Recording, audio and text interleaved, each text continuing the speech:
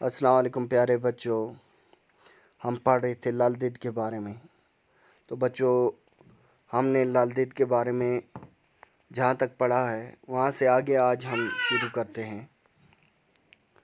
تو بچوں، ہم نے پڑھا تھا کہ لال دید جب کہیں جا رہی تھیں تو وہ نیم برہنہ حالت میں تھی، یعنی ان کے کپڑے پھٹے ہوئے تھے، چھیتڑے بنے ہوئے تھے۔ تو سامنے سے حضرت امیر کبیر میر سید علی ہمدانی رحمۃ اللہ علیہ آ رہے تھے۔ تو لال دید کو ان کے سامنے اس نیم برہنگی حالت میں آنے میں شرم آئی، تو انہوں نے کیا کیا، پاس ہی ایک دہکتا ہوا تنور تھا، نانوائی تھا وہاں، اس کا دہکتا ہوا تنور تھا اور اس میں کود پڑی۔ اور جب نانوائی نے بعد میں ڈھکن اٹھایا تو دیکھا کہ ایک خوبصورت لباس پہنے ہوئے عورت باہر نکلی۔ تو بچوں، آج وہاں سے آگے کہتے ہیں کہ جب حضرت شیخ نور الدین رحمۃ اللہ علیہ پیدا ہوئے تو انہوں نے اپنی ماں کا دودھ نہیں پیا۔ اسی اثناء میں لال دید کا گزر وہاں سے ہوا۔ حضرت شیخ کی والدہ ان سے ملی اور اپنی پریشانی کا ذکر کیا۔ لال دید نے بچے کو گود میں لیا اور اس سے کہا، اے ننھے، دنیا میں آتے ہوئے تمہیں لاج نہ آئی تو اب دودھ پینے میں کیسی شرم۔ یہ کہہ کر لال دید نے ننھے شیخ کو اپنے سینے سے لگا کر انہیں اپنا دودھ پلایا۔ تو بچوں، کیا ہوا کہ ایک بار دوسرا ان کا واقعہ یہ ہے کہ ایک تو نانوائی والا ہم نے پڑھا کہ جس تنور میں کود پڑی وہ، اور دوسرا کہ حضرت شیخ نور الدین ولی رحمۃ اللہ علیہ جب چھوٹے تھے تو ان کی پریشانی یہ تھی کہ وہ اپنی ماں کا دودھ نہیں پی رہے تھے۔ تو وہیں سے لال دید کا گزر ہوا تو انہوں نے کیا کیا، ان کی والدہ ماجدہ نے انہیں اپنی پریشانی کا ذکر کیا ان کے سامنے، کہ اس کے سامنے، لال دید کے سامنے، کہ حضرت شیخ نور الدین جو رحمۃ اللہ علیہ ہیں وہ دودھ نہیں پی رہے۔ تو لال دید نے کیا کیا، اس بچے کو گود میں لیا اور اس سے کہا کہ اے ننھے، دنیا میں آتے ہوئے تمہیں لاج نہ آئی تو اب دودھ پینے میں کیسی شرم۔ یہ کہہ کر ننھے شیخ کو اپنے سینے سے لگا کر انہیں دودھ پلایا اور انہیں کیا کیا، یہ کہا اور دودھ پلایا اور وہ دودھ پینے لگ پڑے۔ لال دید ایک فطری شاعرہ تھیں۔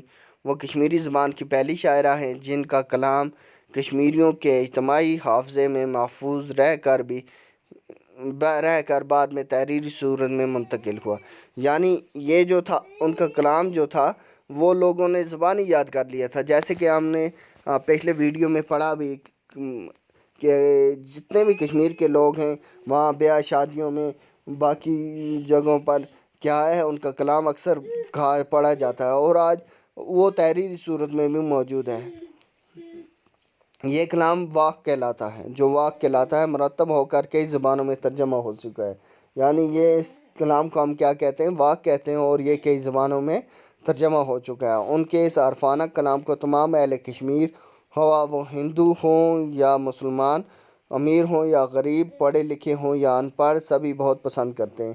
یہ اس لیے پسند کرتے ہیں، ایک تو یہ کلام جو ہے یہ کافی عارفانہ کلام ہے، کافی صوفیانہ کلام ہے، اس پہنچا ہوا کلام ہے اور اس میں کوئی دنیاوی بات نہیں ہے، لیکن جو یہاں کے لوگ ہیں یہ لال دید کو بہت پسند بھی کرتے تھے اور ان کے کلام کو بھی پسند کرتے ہیں، اور زبانی یاد ہے۔ ہر ایک کشمیر کا ایسا کوئی بچہ نہیں ہوگا جسے زبانی یاد نہیں ہوگا۔ جو ہمارے بزرگ ہیں وہ انہوں نے تو یہ سب ان کو زبانی یاد ہے۔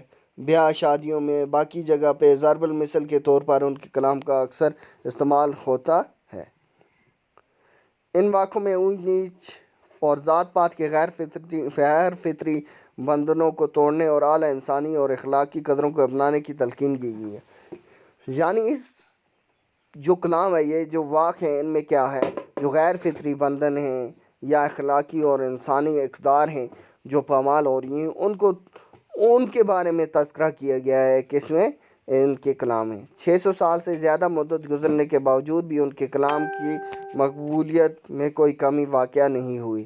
ان 600 برسوں میں کشمیری زبان میں بڑی تبدیلیاں آئی ہیں۔ بہت سے لفظ یا تو متروک ہو گئے ہیں یا ان کی صورت بدل گئی ہے، بہت سارے نئے الفاظ زبان میں داخل ہوئے ہیں۔ چنانچہ لال دید کے کلام میں پائے جانے والے بہت سے الفاظ اب عام کشمیری بولنے والے کی سمجھ میں نہیں آتے۔ حالانکہ جو الفاظ ہیں، زبانیں آپ کو پتہ ہے بچوں کے، زبانیں جو ہیں یہ وقت کے ساتھ بدلتی جاتی ہیں، کچھ الفاظ پیچھے چھوٹ جاتے ہیں، کچھ نئے اس میں داخل ہو جاتے ہیں۔ یہ جو زبان کے امیر ہونے کا یا اس کے زندہ رہنے کی مثال ہے۔ جب تک وہ اپنے اندر حذف نہیں کر لیتی نئے الفاظ، تب تک وہ زندہ نہیں رہتی، اور جو پرانے کچھ الفاظ ہوتے ہیں وہ پیچھے رہ جاتے ہیں اور نئے الفاظ ان کی جگہ لے لیتے ہیں۔ اور جو لال دید ہے، یہ بھی ان کا کلام کے بھی اکثر الفاظ جو ہیں وہ آج کل سمجھ میں کشمیریوں کے بھی سمجھ میں نہیں آتے، کیونکہ وہ متروک ہو چکے ہیں، زبان سے باہر ہو چکے ہیں۔